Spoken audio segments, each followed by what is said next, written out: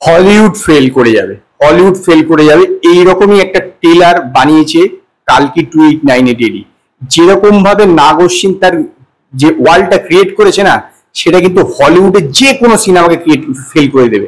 600 কোটি টাকা বাজেট কোথায় খরচা হয়েছে, এবং সাউথের সিনেমাগুলো দেখবেন যে সারা শুধুমাত্র কিন্তু স্টারদেরকে পয়সা দেয় না, প্রকৃত যেইখানে খরচা করলে সিনেমাটা স্ট্যান্ডার্ড অন্য লেভেলে যাবে সেইটাইখানেই কিন্তু তারা খরচা করে। এবং তার সবচেয়ে বড় উদাহরণ হচ্ছে এই কালকি 2898 এরই ট্রেলারটা একবার দেখবেন, আপনারা বুঝতে পারবেন যে কিরকম লেভেলে এর পিছনে খরচা হয়েছে এবং কিরকম যে ওয়ার্ল্ডটা বানানোর চেষ্টা করেছে, সেই ওয়ার্ল্ডটা এত দুর্দান্ত লাগছে না, মানে মন্ত্রমুগ্ধ হয়ে যাবেন এরকম দুর্দান্ত লাগছে। মানে প্রিলিউডটা রিলিজ করেছিল সেটাও যেরকম আকর্ষণীয় ছিল, এই ট্রেলারটাতে যে ওয়ার্ল্ডটা ক্রিয়েট করেছে, এবং যখন অরিজিনাল বড় পর্দা এটা দেখবেন বা আইম্যাক্স ফরম্যাটে যদি দেখেন, মানে তাকিয়ে থাকতে হবে, তাক লেগে যাবে এইরকম।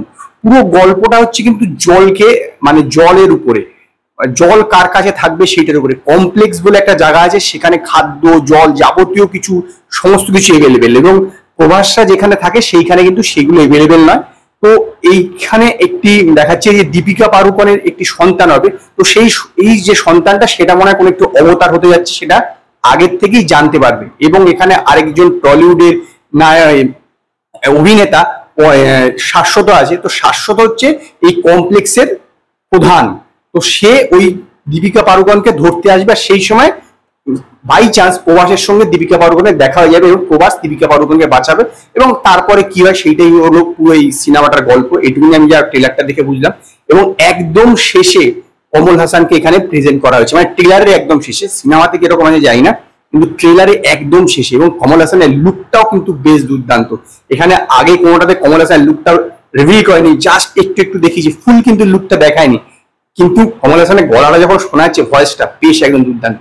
দুর্দান্ত ভিএফএক্স এর কাজ, যেরকম গাড়িগুলোকে দেখাচ্ছে আকাশ থেকে ছট করে উঠতে উঠতে গিয়ে মাটিতে নেমে গিয়ে গাড়ি চলছে, সেই সব সিনগুলো। এছাড়াও অমিতাভ বচ্চনকে যেরকম লাগছে, 82 বছর বয়সে সেই অ্যাকশনের সিনটা যেরকম উড়ে এলো, এসে গিয়ে 5-6 জনকে একবারে মারলো, সেই সব সিনগুলো একদম বড় পর্দায় কিন্তু জমে যাবে। গল্প যদি একটু ভালো থাকে না, শিওর এই সিনেমা 1000 কোটি টাকা কামাবে। কারণ এই সিনেমার মধ্যে সত্যি পটেনশিয়াল আছে। বড় পর্দারই দেখার সিনেমা দেখে লোকের, যেরকম ইংলিশ সিনেমাগুলো ব্যাটম্যান, ব্যাটম্যান, তার স্পাইডারম্যান, এইসবগুলো দেখে যেরকম লোকের একটা আলাদা অ্যাড্রিনালিন হ্রাস হয়, এই সিনেমাটাও দেখো কিন্তু সেরকম। ট্রেলারটা অসাধারণ হয়েছে, অসাধারণ ট্রেলার বানিয়েছে।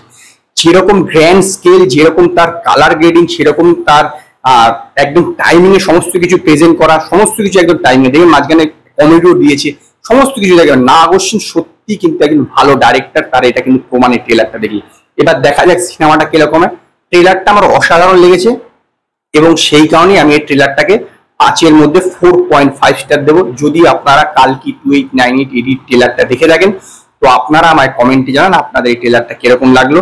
যদি আপনাদের এই ভিডিওটি পছন্দ হয়, ভিডিওটিকে লাইক করুন, কমেন্ট করুন, শেয়ার করুন, আর নতুন নতুন আপডেটের জন্য আমার চ্যানেলকে সাবস্ক্রাইব করুন।